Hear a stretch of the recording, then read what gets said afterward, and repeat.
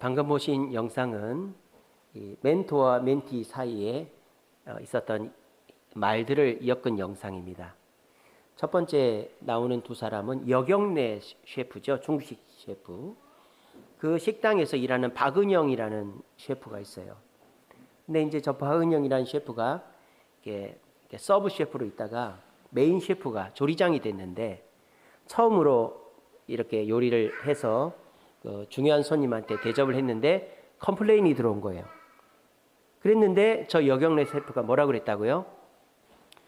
오늘 일은 마음에 두지 마라. 너 잘했다. 너 잘했다. 이렇게 얘기를 해준 거예요. 그래서 저 박은영 셰프가 감동받았다. 그런 영상이었죠. 또 두 번째 중간에 있는 사람은 남희석 씨, 개그맨, 그리고 개그맨 조세호 씨죠. 조세호 씨가 서울 와서 무명때 사는데 보증금이 없는 거예요. 집을 못 가는 거예요. 근데 그때 남희석 씨는 엄청나게 스타였으니까 보증금을 주면서 이제 집을 구해준 거죠. 근데 이제 조세호 씨가 양배추로 계속 활동을 하다가 안 됐는데 본명으로 활동하면서 잘 됐죠. 지금 구설수에 올라서 지금은 조금 안 나옵니다만 잘 됐어요. 살도 빼고. 그래서 이제 잘 되고 남희석 씨한테 전화를 하니까 남희석 씨가 막 울면서 뭐라 그랬다고요? 너무 늦어서 미안하다. 내가 조금 더 도와줬으면 네가 더 빨리 성공했을 텐데 내가 더 많이 못 도와줘서 미안하다. 이런 뜻이죠. 그런 말을 했다 그래요. 그 다음에 저 옆에 보시면 여러분들 잘 모르시는 분인데 박원상 씨라는 그 영화배우입니다. 박원상 씨. 조연으로 많이 나오는 분인데 저 박원상 씨가 연극을 할 때 저 박정민 씨, 저 젊은 친구, 저 친구가 우연히 그 연극하는데 놀러를 갔어요. 그래서 이제 박정민 저 친구는 그 한국예술종합학교에 그 지원했다가 떨어졌어요. 떨어져가지고 고려대학교에 합격을 했어요. 참 웃기죠, 그죠? 한국종합예술대학교에 떨어졌는데 고려대학교에 합격을 했어요. 학교에 원래 수재였습니다, 수재. 저 박정민 씨가. 그래가지고 이제 고려대학교에 들어갔지만은 다시 연기를 하고 싶은 거예요.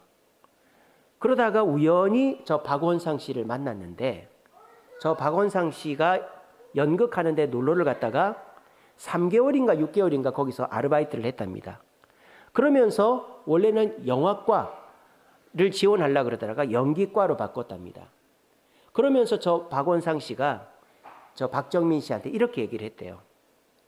내가 너 지켜볼 테니까 잘해라. 이렇게 했대요. 지금까지 부모님도 그렇고 주변 사람도 너가 무슨 연기를 하냐. 키도 작지 얼굴도 잘생긴 것도 아니지. 그런 네가 무슨 연기를 하냐. 다 그렇게 얘기를 하는데 저 박원상 씨만 미래에 대한 얘기를 해줬다는 거예요. 너 앞으로 잘 될 거니까 내가 지켜볼 거니까 잘해야 된다. 그 말이 엄청나게 힘이 됐다 그래요. 그래서 여경래 셰프가 박은영 셰프에게 오늘 일은 마음에 두지 마라. 이 말이 힘이 되었고 남희석 씨가 조세호 씨에게 내가 많이 못 도와줘서 너무 늦어서 미안하다. 이 말이 힘이 됐고 박정민 씨가 평생 가슴에 담아두는 것이 저 박원상 씨가 내가 너 지켜보겠다. 너 열심히 해라. 그 말이 가슴에 남았다라는 거예요. 이처럼 우리 주변에 나를 믿어주고 나에게 좋은 말을 해줄 수 있는 사람이 굉장히 소중합니다. 여러분들에게는 이렇게 좋은 말 해주는 분이 계십니까? 하나님이든 교회 목사님, 성도님들이든 누군가든 내게 나를 믿어줘서 좋은 말 해주는 사람들이 있을 때 우리는 포기하지 않고 끝까지 자기의 길을 갈 수가 있는 거예요.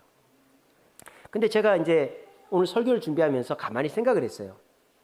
저 세 사람이 한 말을 가만히 보세요. 특별한 말이 있습니까? 오늘 일은 마음에 두지 마라. 특별한 교훈이나 지식이 없죠? 너무 늦어서 미안해. 우리가 평소 하는 말입니다. 내가 지켜볼게. 이거 잘못 얘기하면 기분 나쁘죠? 내가 지켜본다. 잘못 들으면 기분 나쁜 말이에요. 그러니까 저 세 사람이 한 말은 특별한 말이 아닙니다. 우리도 평소에 하는 말이고 잘못 말하면 기분 나쁜 말이에요. 근데 저 말이 저 박은영 셰프, 조세호 씨, 박정민 씨에게는 왜 감동이 되고 평생 잊지 못할까요? 말이 중요한 게 아니라 그 말을 해준 사람이 자기에게 어떤 사람인가가 중요했다 이 말이에요. 좀 더 구체적으로 말하면 저 여경래 셰프가, 남희석 씨가, 박원상 씨가 저 세 사람한테 했던 태도가 마음의 감동을 받게 했다라는 것입니다. 우리는 말이 중요하다고 생각합니다. 그렇죠? 말이 중요하죠. 말 한마디로 천냥빚도 갚고요. 말은 불의 혀라고 그랬고, 혀는 뭐 불 같다 그랬고, 우리가 말이 중요합니다. 하지만 우리는 얼마나 많은 말을 듣습니까? 얼마나 많은 좋은 말들을 듣습니까? 근데 그 말을 듣고 변화가 되냐 이 말이에요. 여러분 남편에게, 아내에게, 자녀들에게, 지인들에게, 주변 사람들에게 얼마나 좋은 말들 많이 합니까? 메모했다가도 하고, 내가 생각하고 담아두었다고 말하고. 근데 내 자녀가, 내 부모 형제가, 내 남편, 내 아내가, 내 전도 대상자가 변하냐 이 말이에요. 안 변한다 이 말이에요. 그 이유가 뭐다? 말보다 중요한 것은 그 사람과의 관계, 또 나의 태도가 더 중요하다라는 것입니다. 오늘 그 얘기를 하도록 하겠습니다. 방송실 화면 바꿔주세요. 오늘 본문의 주인공이 하는 말입니다. 여러분 잘 들어보세요. 하나님은 주권과 위엄을 가지셨고 높은 곳에서 화평을 베푸시느니라. 좋은 말이에요, 나쁜 말이에요? 너무 좋은 말이죠. 와, 하나님의 높으심. 하나님은 주권과 위엄을 가지셨대요. 그리고 그 하나님의 사랑, 그 주권과 위엄으로 자기 잘난 맛으로 사는 분이 아니라 우리에게 화평을 베푸시는 분이래요. 얼마나 좋은 말입니까? 어디다 써놓고 외우고 암송하기 딱 좋은 말이죠. 그런데 이 말씀은 좋은 말씀이 아니에요. 이 말씀은. 왜냐? 이 말을 누가 했는지 아세요? 욥을 괴롭혔던 욥의 두 번째 친구 빌닷이 한 말입니다. 빌닷이라는 친구가 욥을 비꼬는 말이 이 말이에요. 하나님은 주권과 위엄을 가지셨는데 왜 너는 하나님 앞에 죄 없다고 뻗대고 있냐? 하나님은 화평을 주시는데 네가 뻗대니까 너한테 화평을 안 주는 거지 라고 욥을 비난하는 말이 이 말인 거예요. 그래서 이 말을 들은 욥이 어떻습니까? 이 좋은 말 아닙니까? 하나님은 위엄과 주권이 있으시고 사람에게 평안을 주신다. 좋은 말인데도 불구하고 욥이 뭐라고 대꾸하는 줄 아세요? 이렇게 대답합니다. 네가 힘없는 자를 참 잘 도와준다. 이것도 비꼬는 말이죠. 아, 네가 힘없는 자를 잘 도와주는구나. 이런 말이 아니고 역설법이죠. 반어법이죠. 네가 힘없는 자를 지금 잘 도와주는구나. 우리 원래 내용은 뭐예요? 너는 지금 나를 지금 죽이려고 하네. 너는 나를 괴롭히네. 이런 뜻이지 않습니까? 그러니까 욥이 이 빌닷이라는 사람이 한 말을 이제 그대로 받아들이지 않고 본심을 파악해서 받아들인 거예요. 말은 좋은 말인데 그 말을 듣는 사람은 변화되기는커녕 기분이 나쁘다 이 말이에요. 왜? 그 말을 하는 사람의 태도가 잘못됐기 때문입니다. 여러분 욥기에서 우리가 잘못 알고 있는 말씀이 또 하나 있죠. 내 시작은 미약하나 내 끝은 창대하리라. 여러분 얼마나 좋은 말씀입니까? 잘 모르는 사람은 집에 액자로 걸어놓고 이러죠. 내 시작은 미약하나 끝은 창. 용두사미가 아니라 유종의 미가 될 것이다. 얼마나 좋습니까? 끝이 좋아질 것이다. 근데 그거 여러분 걸어놓으면 안 돼요. 그거 누가 있는 말인 줄 아세요? 빌닷이 한 말이에요. 이 빌닷이라는 놈은 비꼬는 말에 아주 전문가예요. 지금 여기도 하나님이 주권과 위엄을 가졌는데 너 왜 하나님 앞에 빗대고 있냐? 하나님은 화평을 주신데 왜 너한테는 안 주지? 네가 죄가 있어서 그런 거 아니야? 비꼬는 사람이 빌닷이에요. 근데 빌닷이 앞에서도 뭐라고 그랬느냐?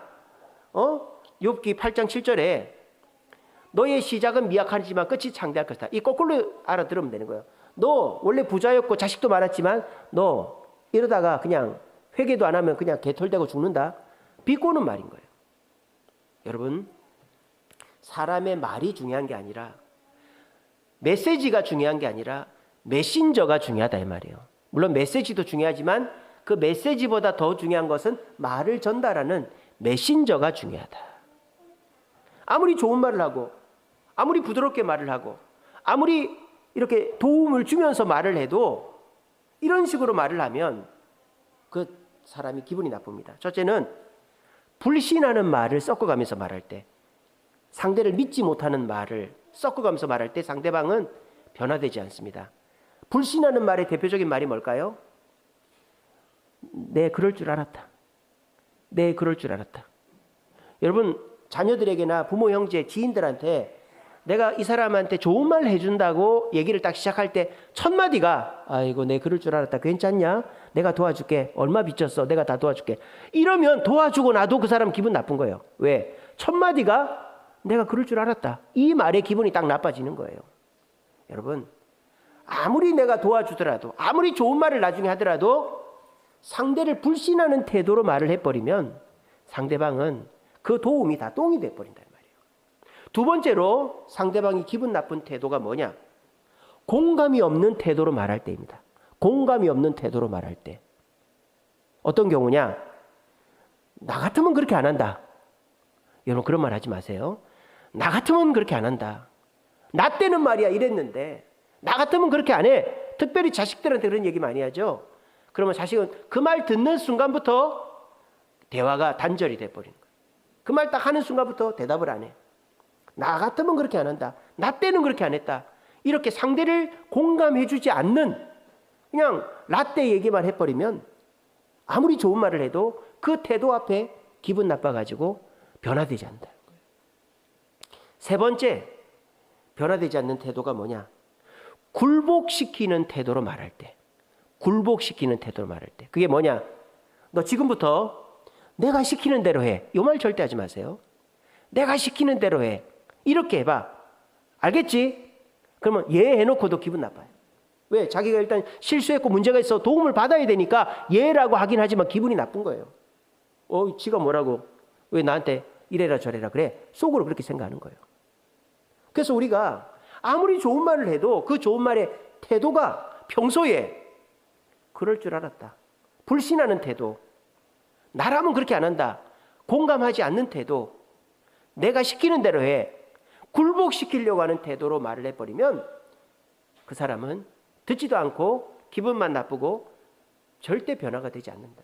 오늘 이 욥기에 나오는 세 친구 엘리바스, 빌닷, 소발이 그런 태도로 불신하는 태도로 네가 죄가 있으니까 이렇게 고난을 당하지 공감하지 못하는 태도로 네가 뭐가 힘드냐 또 굴복시키려고 하는 태도로 너 회개해 이렇게 얘기하니까 욥이 더 기분이 나쁜 거예요. 그러면서 욥이 뭐라고 합니까? 이 세 친구 엘리바스, 빌닷, 소발에게 너희들은 재난을 주는 위로자구나.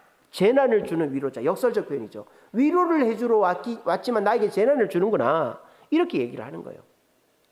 그런데 여러분들이 여러분 자녀에게 남편, 아내에게, 부모, 형제, 전도 대상자들에게 위로한답시고 재난을 주고 있지는 않은지 우리 자신을 돌아보시기 바랍니다.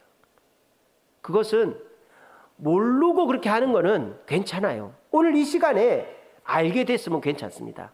우리가 부모로부터 그렇게 교육받았고 또 세상 속에서 그렇게 불신하는 말, 불신하는 태도, 공감하지 않는 태도, 굴복시키려고 하는 태도로 우리가 살아와서 그거밖에 몰라서 그렇게 했다면 괜찮아요. 지금부터 고치면 됩니다. 아시겠죠?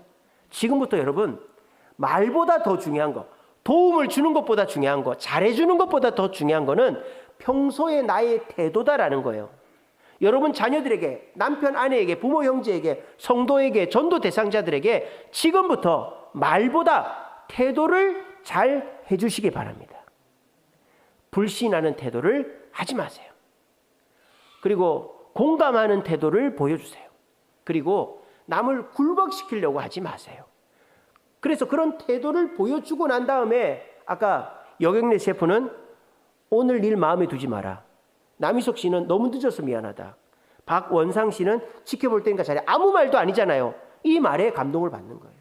제가 전에도 말씀드린 적이 있습니다. 어떤 목사님이, 은퇴하신 목사님이에요. 은퇴하시고 교회를 오지도 않는 거예요. 그 새로운 목사님 이렇게 부담 느낄까 봐. 근데 이제 하도 오라 그래서 가가지고 설교를 하라 그래서 이 목사님이 강단에 딱 올라갔어요. 근데 또 설교를 잘해도 문제고 못해도 문제잖아요. 그죠? 잘하면은 그 담임 목사님, 새로 오신 담임 목사님이 얼마나 또 위축될 것이고, 못하면은 아이고 우리 원로 목사님 요즘 뭐하고 지내시나, 술 먹고 뭐 하나, 왜 저러실까, 이렇게 돼버릴 거 아니에요. 그러니까 이게 은퇴하고 난 다음에는 잘해도 문제, 못해도 문제예요. 근데 이 목사님이 강단에 딱 올라가서 제가 이 말씀 뭐라고 그랬다고요? 여러분 예수님 많이 사랑하세요 이러고 내려왔다는 거예요. 여러분 예수님 많이 사랑하세요 이 말하고 딱 내려와 버렸대요. 근데 성도들이 눈물을 흘리고 난리가 났대요. 왜? 그 말이 중요한 게 아니고 그 목사님이 은퇴하기 전까지 살아온 그 태도와 모습을 성도들이 다 기억을 하고 있는 거예요. 근데 그 목사님이 누구나 할 수 있는 말 아닙니까? 예수님 많이 사랑하라는 말. 근데 그 평소에 올바른 예수님 사랑하는 태도를 가지신 그 목사님이 하는 말에 모두가 감동을 받고 은혜를 받았다라는 거예요. 그러니까 평소에 우리가 어떤 태도를 가지고 어떻게 사람을 대하는가가 말보다 더 중요하다라는 것입니다. 그러면 우리가 불신하는 말, 또 공감 없는 말, 굴복시키는 말 말고 어떤 태도로 말을 해야 상대가 변화될까? 예수님을 보면 알 수 있어요. 우린 예수님을 보면 다 배우죠. 예수님이 베드로에게 하셨던 모습을 보면 알 수 있습니다. 자, 예수님이 어떻게 하셨습니까? 베드로를 만나자마자 야단치지 않았죠. 베드로 야단 안 쳤어요. 야, 이놈의 자식아, 내가 부활해서 기다리라 그랬는데 왜 물고기 잡으러 여기로 왔니? 혼자만 갈 것이지 왜 다른 제자들 6명이나 데리고 그렇게 갔냐? 야단 한마디도 안 합니다. 그냥 만나자마자 아침상을 준비하고 있었잖아요. 뭡니까? 마음을 이해한 거죠. 예수님은 베드로의 마음을 이해한 거예요. 얼마나 갈등이 될까? 얼마나 불안할까? 내가 부활하고도 뭐 특별한 거 보여주지 않으니까 얼마나 불안하고 갈등이 되면 다시 물고기 잡으러 옛날로 돌아갔을까? 베드로의 마음에서 공감하고 이해하려고 하니까 예수님이 베드로에게 야단치지 않은 거예요. 우리가 어떤 태도를 가져야 된다? 공감하고 마음을 이해하려는 태도를 가질 때 말 몇 마디 안 해도 변화됩니다. 그리고 예수님 베드로에게 어떻게 했습니까? 직접 찾아오셨습니다. 뭐 요한을 보내가지고 요한, 베드로 나한테 오라 그래. 오늘 내로 달려오라 그래. 이렇게 하지 않았어요. 예수님이 다른 제자들 데리고 베드로가 물고기 잡는데 가가지고 물고기 다 잡고 올 때까지 기다렸어요. 그리고 아침상을 준비해놨어요. 이게 뭡니까? 예수님은 베드로를 배려하신 것이죠. 오라 그러면은 오다가도 마음이 상하고 온갖 마귀가 또 침투할 거 아니에요. 그러니까 예수님이 베드로를 배려해가지고 베드로를 오라고 하지 않고 예수님이 직접 가신 것이다 라는 겁니다. 또 예수님이 어떤 태도를 보이셨습니까? 네가 나를 사랑하냐? 야단치거나 따져 묻지 않고 사랑에 대한 얘기를, 긍정적인 얘기를 하는 거예요. 그것도 3번이나. 근데 3번이나 얘기했는데 베드로는 아가페 사랑을 얘기하지 않고 필레오 사랑, 공경, 존경의 사랑만 얘기하니까 예수님이 거기에 맞춰주시죠. 그래, 네가 나를 아가페 못하겠구나. 괜찮다. 필레오만 해라. 그랬더니 베드로가 나중에 어떻게 하죠? 아가페 사랑을 하잖아요. 십자가에 거꾸로 달려 죽잖아요. 그렇게 진심 어린 사랑의 대화를 하니까 베드로가 변화가 됐다. 예수님이 무슨 말 했죠? 네가 나를 사랑하냐? 이 말밖에 안 했어요. 그죠? 그 말, 네가 나를 사랑하냐? 이 말은 예수님 3년 동안 수도 없이 했죠. 말이 중요한 게 아니죠. 태도와 행동이 중요한 거예요.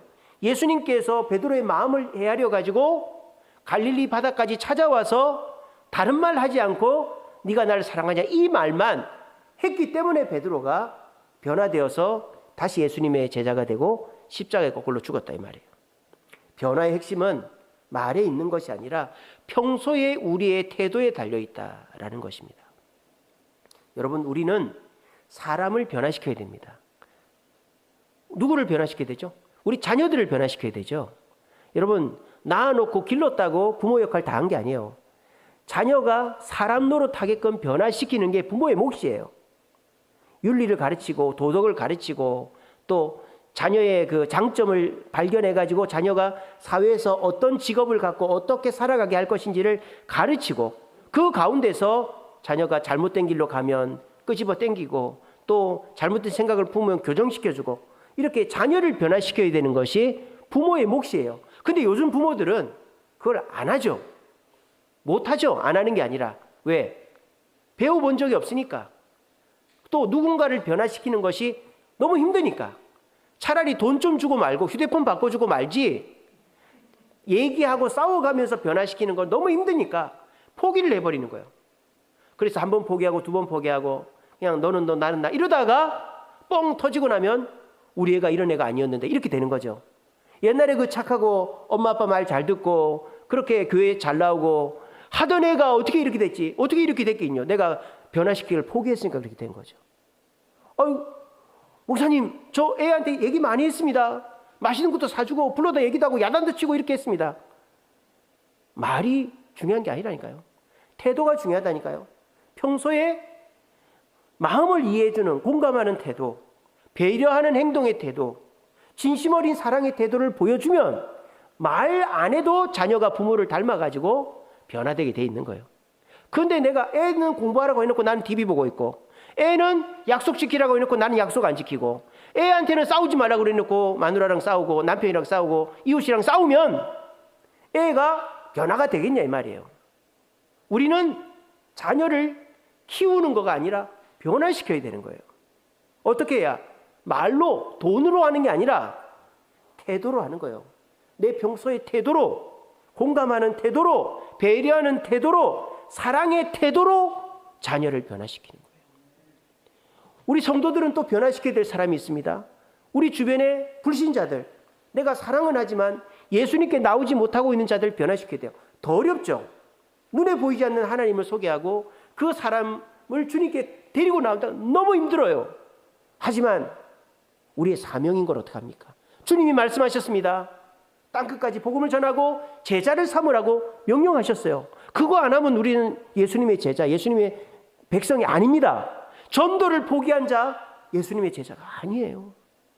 제가 유튜브에서 간증을 하나 봤어요.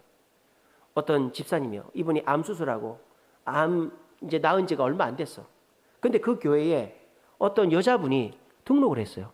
근데 그분이 50살 초반인데 치매가 왔어요. 치매가. 여러분 평소에 술 많이 먹고 평소에 막 스트레스 많이 받고 이러면 치매 옵니다. 50살 초반의 여자분인데 치매가. 남편도 포기한 여자예요. 왜? 집에서 밥숟가락을 못 들어요. 치매가 와가지고. 그러니까 거의 생활 자체가 뭐 직장 생활은 고사하고 집에서 일상생활도 빨래 뭐 청소 이런 것도 안 되는 여자분이었어요. 근데 그분이 이 암에서 치료받은 분의 교회를 나온 거예요. 교회를. 근데 알고 보니까 아래층 위층 사람인 거예요. 같은 빌라 사람인 거예요. 그 교회에서 만났는데 집에 가다 보니까 같이 가는 거예요. 그 아주머니는 아래층으로 들어가고 자기는 위층으로 가는 거예요. 그리고 이분이 어떻게 했느냐. 자기도 암 환자인데 집에 가서 밥 해주고 밥 먹여주고 빨래해주고 청소해주고를 했답니다.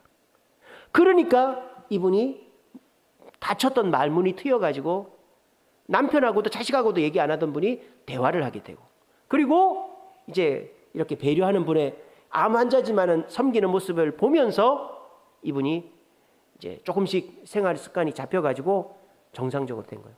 그러면서 이분이 교회를 계속 나오고 세례도 받았다는 거예요. 그러면서 하는 말이 이런 얘기를 하는 거예요. 나는 예수님은 본 적이 없지만 우리 집사님을 보니까 예수님이 살아있는 것 같다. 이러면서 세례를 받았다는 거예요.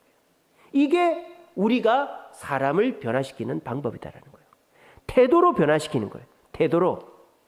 우리가 평소에 뭐 선물 사주고 친절하게 해주고 밥 사주고 이런 것도 중요하지만 내가 평소에 예수님을 닮은 태도, 공감하는 마음, 배려하는 행동, 진심 어린 사랑의 태도를 보여줄 때 말 몇 마디 안 해도 변화되게 돼 있다. 지난 수요일 날 우리 그 팝콘 전도를 하는데 어떤 할머니가 왔어요. 그래서 이제 팝콘을 드리면서 어디 사시냐고 그랬더니 여기 산다는 거예요. 그래서 저희 집 사람이 다 끝나고 같이 가자고 그랬어요. 그 할머니랑 같이 갑니다. 그래서 가다가 코너를 도는데 같이 도는 거예요. 코너를 돌아서 빌라로 들어가는데 같은 빌라로 들어가는 거예요. 그 할머니는 202호 살고 우리는 302호 삽니다. 그 할머니가 우리 아래층 할머니였던 거예요.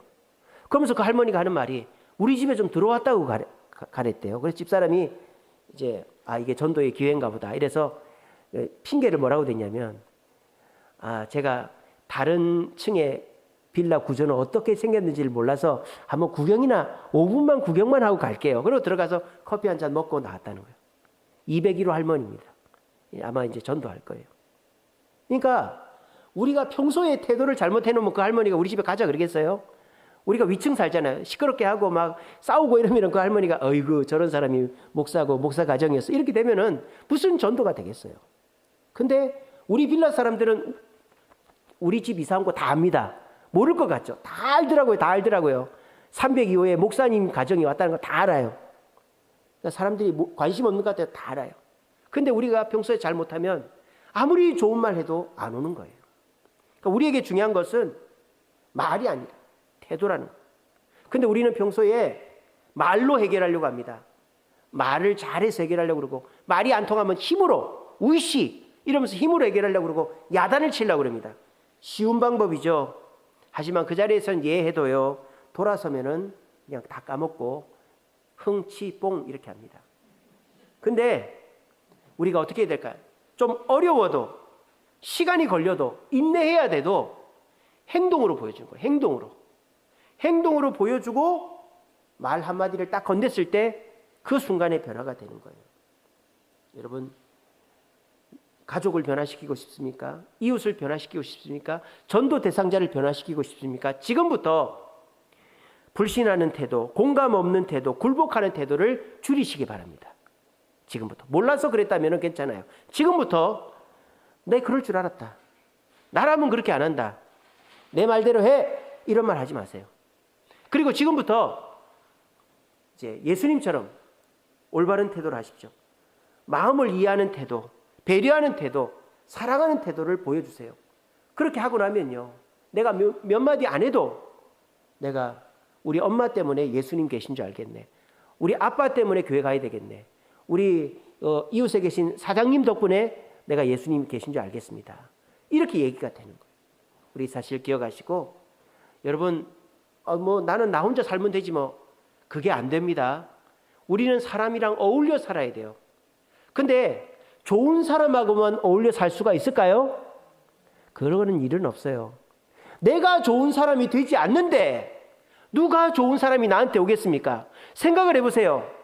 내가 나쁜 사람인데 좋은 사람이 나한테 오겠어요? 내가 좋은 사람이 돼야 좋은 사람이 나한테 오죠. 그럼 내가 어떻게 해야 돼요? 사람이 좋아할 만한 태도를 가져야 되는 거예요. 그럴 줄 알았다. 나라면 그렇게 안 한다. 내가 말하는 대로 해. 이렇게 하면 사람이 안 오는 거예요. 근데 공감하는 마음을 가지고 배려하는 행동을 하고 진심 어린 사랑의 행동을 하면 오지 말라고 해도 사람이 오는 거예요. 그렇게 하면은 그 사람들이 나도 교회 한번 가볼까? 이런 말을 하게 돼 있는 거예요. 여러분, 말보다 태도가 중요합니다. 우리의 태도가 빌닷과 같이 상대를 무시하는 태도가 아니라 예수님과 같이 공감하고 배려하는 태도를 가져서 주변 사람들을 이해하고 공감하고 사랑하여 변화시키고, 내 주변의 사람들은 다 나를 닮아서 행복하고 사랑하고 배려하는 사람들로 만들어가는 저와 여러분 되시기를 간절히 바랍니다.